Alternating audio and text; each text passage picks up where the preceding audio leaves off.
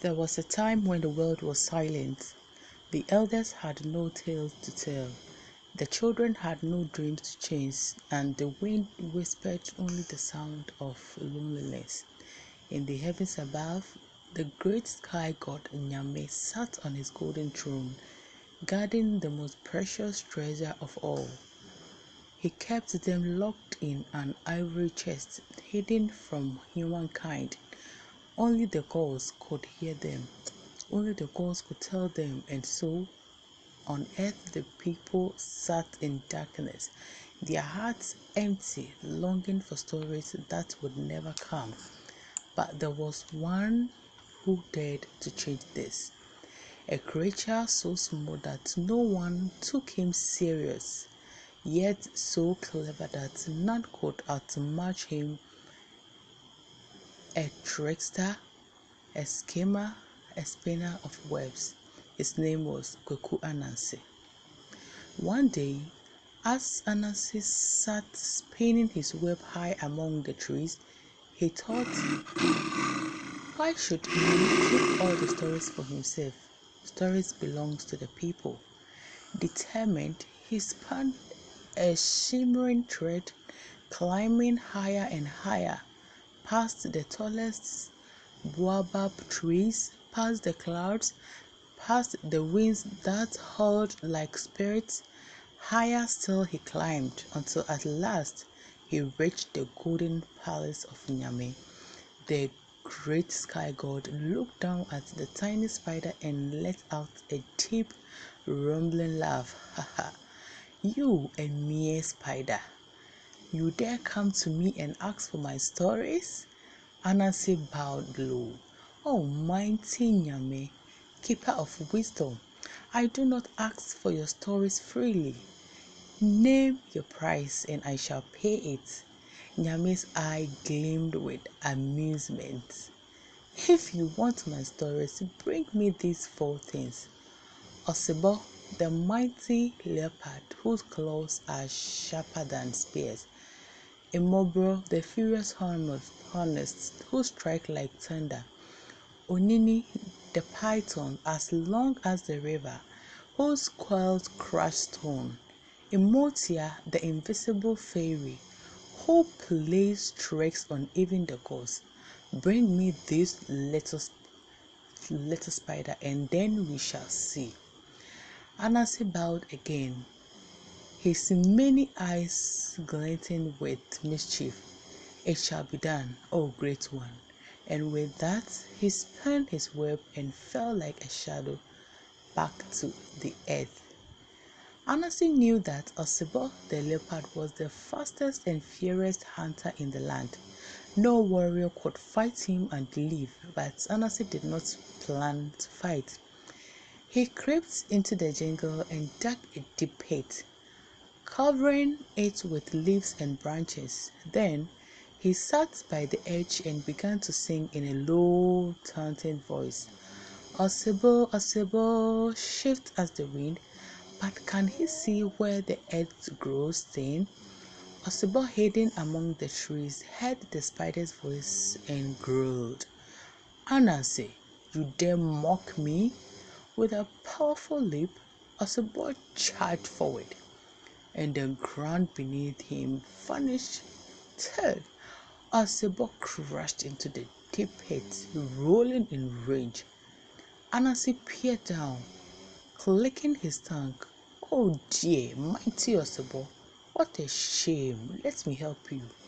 ANANSE spun a thick vein and tossed it down. Osebo, desperate, clawed at it, climbing, but as soon as he reached the top, ANANSE wrapped him tighter and tighter in his web until the mighty beast could no longer move. With a satisfied grin, he set Osebo aside and prepared for his next trick. The Imobro hornets were a fierce and hungry swamp. Their sting like fire, none could approach their nests without suffering. But ANANSE was not afraid. He filled the gourd with water and crept at the great baobab tree where the hornets passed. Then he poured the water over the nest and shouted in alarm, "Oh no! The rain have come! The flood will wash you away!" The hornets, panicked, burst in terror. "Quick!" Ananse cried, holding up the gourd. "Fly inside it. It is dry here." The hornets, believing him, rushed inside the gourd. Slump! Ananse sealed the lid and laughed. "Ha ha ha ha ha ha ha ha! Immobile, you are mine." Onini the python was as long as the river, as strong as 1,000 men. His quail could break bones. His strength was unmatched. But Ananse knew the weakness of the proud. He found Onini resting among the river bank, stretching his small body. Ananse sighed loudly, muttering at himself. "It is such a shame," they say. "Onini is no longer the longest creature in the land." The python's eye flashed. "Lies, I am the longest of all." Ananse nodded. "Prove it. Stretch yourself next to this long palm branch, and I shall measure the foolish python." Agree. Line straight.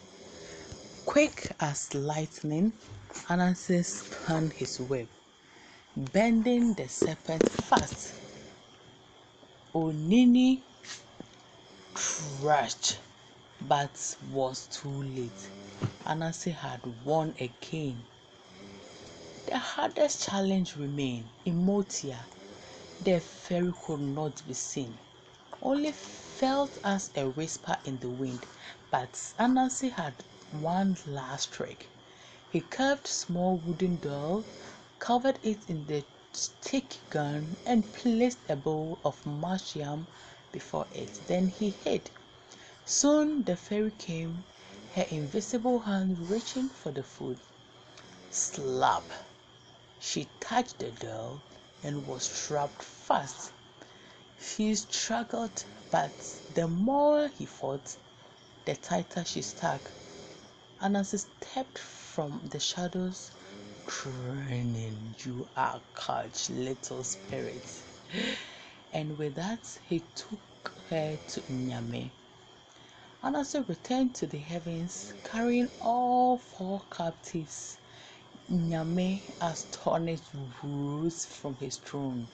"You, a tiny spider, have done what no warrior, no god, no king could do." He took the great ivory chest and opened it. The stories, locked for so long, rushed into the world, spinning through the air, into the rivers, into the hearts of people. NYAme looked down at Ananse and smiled. "From this day forth, let your name be remembered. Let your stories be told in every village, in every home, for all time." And so it was. Even now, when stories are told, the name of Ananse is whispered in the night. The spider who outwasted the god, the tricker who gave the world its voice, the keeper of stories. This is the end of our story. Please follow. Next time we'll bring you a great story, and don't forget to hit on the subscribe button. The name is Flores. If you don't hear from me, see you next time. Bye bye.